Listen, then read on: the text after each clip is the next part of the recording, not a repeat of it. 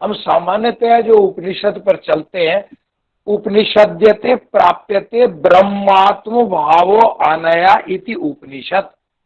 तो उपनिषद तो है ही इसमें, जिसमें हम उपनिषद सदलरी और क्विप प्रत्यय करके उपनिषद शब्द का निर्माण करते हैं। ये जो सदलरी विशरण गत्यवसाधनेसु, इस धातु से क्विप प्रत्यय करके, इसका अर्थ ही ये है कि ब्रह्म तत्व का साक्षात्कार करना, जो हम ब्रह्म विद्या है, ये एक दूसरे को ये कहने का आशय है। और अनेक उपनिषद है, विशेष रूप से अमर कोशकार ने जो उपनिषद शब्द का अर्थ किया है, तो कहते हैं धर्मे रहस्य उपनिषद स्यात्। और हलायुध कोश में लिख रहे हैं वेदानाम अंत वेदांत उपनिषद रहस्यम ब्रह्म विद्या उत्तर मीमांसा शास्त्र विशेष है। मैकडॉनल्ड को मैं शॉर्ट में ये बात कह दूं, वो कहते हैं कि अद्वैता नॉन ड्यूअलिटी, यूनिटी ए विदाउट ड्यूअलिटी, सेकंडलेस, सिंगल, एक जो अद्वैत, द्विधा इतम द्वैतम तस्य भावै द्वैतम भेदो यत्र तद द्वैतम, नास्ति भेदो यत्र तद अद्वैतम, जहां भेद नहीं हो, जीवात्मनोर भेदन स्यात् अभेद स्थापनम, तो उसको कहते हैं। अब ये जो केन उपनिषद के अंतर्गत जो चर्चा हुई है, तलवकार उपनिषद या ब्राह्मणोपनिषद भी इसको नाम दे दिया गया है। और प्रथम मंत्र में ही जो ये के निशितम पतितम प्रेषितम मन केन प्राण प्रथम प्रैति युक्त के निशितावाच इमाम वदंती चक्षु श्रोत्रम कैउ देवो युनक्ति। तो इसको उस रूप में न बता करके बस एक संकेत मात्र किया है कि चक्षु चक्षु है, श्रोत्र श्रोत्र है, और बात नहीं बढ़ाऊंगा उसको। तो इतना कह करके उसको उद्बुद्ध किया है गुरु ने, उसको बताने के लिए। फिर दूसरे मंत्र में उसको बात भी कह दी। और ये मोटे तौर पर ये बताऊं, जैसे गीता में ये कहा है कि दिव्यम ददामि ते चक्षु पश्य में योगम ऐश्वरम, तो उसी प्रकार से वो चरम चक्षु में और उस ज्ञान चक्षु में अंतर है, उसी प्रकार से संकेत सारा दे दिया। अब जो आगे इन्होंने जो चर्चा की है कि जो व्यक्ति ये कहता है मैंने पढ़ लिया और सारे को जान गया, समझ लो उसने कुछ नहीं जाना। और जिसने जाना है उसको शंकाएं नहीं उठी है, और उसने कहा कुछ जान गया कुछ नहीं जाना। ये जो बात सामने आई है, ये एक और महत्वपूर्ण है, जो समझाने के लिए बहुत, और बिल्कुल संक्षेप करते हुए, वैश्वानर शब्द है, उससे अनुप्राणित निर्वचनार्थ इसका पारिभाषिक समन्वय पंडित मोतीलाल शास्त्री ने किया है।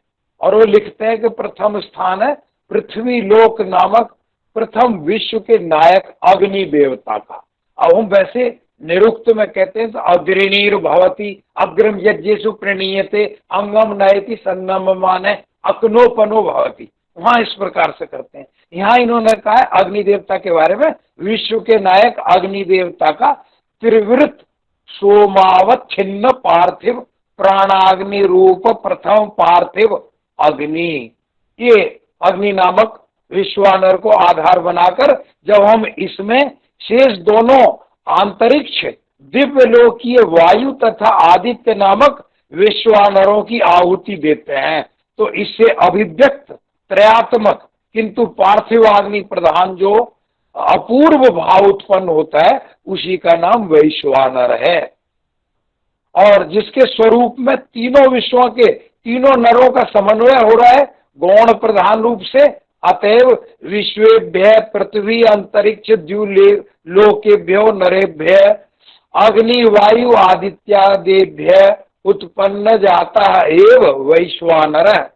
इस निर्वचन से अग्नि प्रधान इस अपूर्व त्रयात्मक प्रथम तत्व को अवश्य ही वैश्वानर कहा जा सकता है। यही अंगत्रयात्मक देव सत्य के प्रथम वैश्वानर नामक अंग का संक्षिप्ततम चिरंतन इतिवृत्त है, जिसे कि विशेष दृष्टि से विराट नाम से व्यवहृत किया जाएगा। दूसरा स्थान है अंतरिक्ष नामक द्वितीय विश्व के नायक वायु देवता। जो जो उन्होंने मिश्र जी ने चर्चा कर दी थी, मैं उस कहानी को नहीं बीच में लाऊंगा, संकेत उसी ओर है कि वो कहते हैं कि विश्व के नायक जो वायु देवता है, उनका पंचदश स्तोमावच्छिन्न आंतरिक्ष प्राण वायु रूप द्वितीय अंतरिक्ष वायु नामक विश्वानर को आधार बनाकर जब हम इसमें शेष दोनों पार्थिव दिव्य लोकीय अग्नि तथा आदित्य नामक वैश्वानरों की आहुति होती है, तो इससे अभिव्यक्त त्रयात्मक किंतु आंतरिक्ष वायु प्रधान जो अपूर्व भाव उत्पन्न होता है, उसी का नाम हिरण्यगर्भ है। हिरण्यगर्भ को अब इन्होंने तो मंत्र का भी उल्लेख किया पंडित जी ने, मैं वो नहीं करूंगा, वो सबके लिए एक संकेत मात्र है। तो और इसको बिल्कुल संक्षेप में ये बात कह करके कि जो त्रयात्मक किंतु दिव्य प्रधान जो अपूर्व भाव उत्पन्न होता है, उसी का नाम सर्वज्ञ, जिसके स्वरूप में भी तीनों नरों का समन्वय हो रहा है गौण प्रधान रूप से। इसी अनुबंध से इस तृतीय विवर्त को भी तथोक्त निर्वचन के आधार पर सर्वज्ञ नाम के साथ साथ वैश्वानर इस सामान्य नाम से भी व्यवहृत किया जा सकता है। और इनका जो काय उन्होंने उस रूप में सूत्र ये है, अग्नि वायु आदित्य नरेभ्य उत्पन्न है, पार्थिव है, वैश्वानर है, विराट। वायु अग्नि आदित्य नरेभ्य उत्पन्न है, आंतरिक्ष है, वैश्वानर है, हिरण्यगर्भ है। आदित्य वायु अग्नि नरेभ्य उत्पन्न है, दिव्य वैश्वानर है, सर्वज्ञ।